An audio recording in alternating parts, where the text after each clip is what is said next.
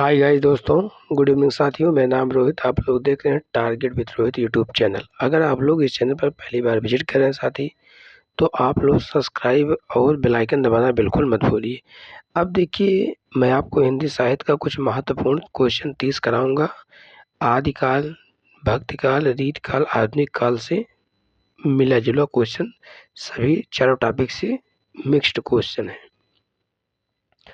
रामचरितमानस के रचयिता कौन है? रामचरितमानस के रचयिता कौन है?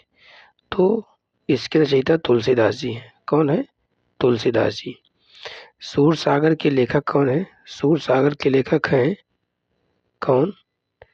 सूरसागर साहित्य लहरी, इसके लेखक कौन है? तो हमारे सूरसागर के सूरदास जी हैं। ठीक है। अगला क्वेश्चन हमारा है, साकेत के रचयिता कौन है? साकेत के रचयिता कौन है? तो मैथिली शरण गुप्त है।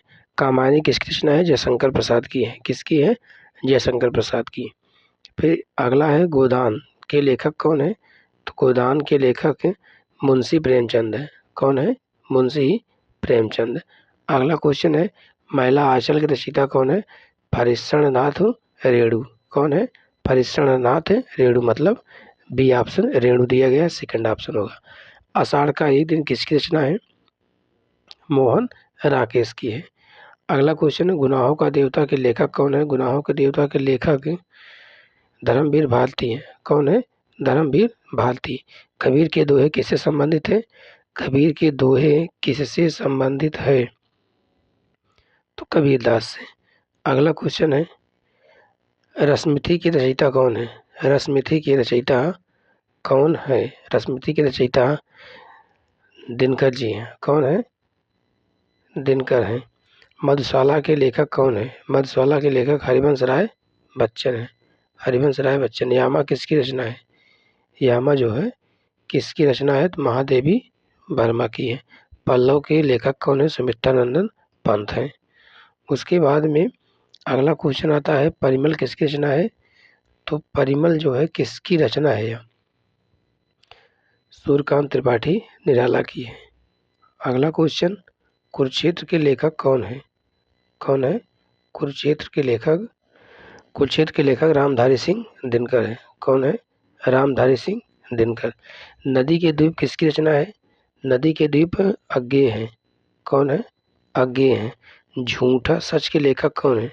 झूठा सच के लेखक 17 का ए किसकी है? यशपाल की है। बालकृष्ण भट्ट किस पत्रिका से जुड़े थे? तो बालकृष्ण भट्ट हिंदी प्रदीप से जुड़े थे। किससे? हिंदी प्रदीप से जुड़े थे। भारत दुर्दशा के रचयिता कौन है? भारत दुर्दशा के रचयिता भारतेंदु हरिश्चंद्र है। कौन है? भारतेंदु हरिश्चंद्र है। 19 का ए अंधा युग किसकी रचना है? अंधा युग 19 का एक धर्मवीर भारती। किसकी है? धर्मवीर भारती की है। नीरजा किसकी रचना है? नीरजा महादेवी वर्मा की है। किसकी है? महादेवी वर्मा की। चित्रलेखा के लेखक कौन है? तो चित्रलेखा के लेखक भगवती चरण वर्मा है। कौन है? भगवती चरण वर्मा। कवितावली किसकी रचना है? तो कवितावली तुलसीदास की है। किसकी है? तुलसीदास की रचना है कवितावली। उसके बाद विनय पत्रिका के लेखक कौन है? विनय पत्रिका के लेखक कौन है? तो विनय पत्रिका के लेखक तुलसीदास जी हैं। कौन है? तुलसीदास जी हैं। बीजक किसकी रचना है? बीजक किसकी रचना है? तो कबीरदास की है। किसकी है?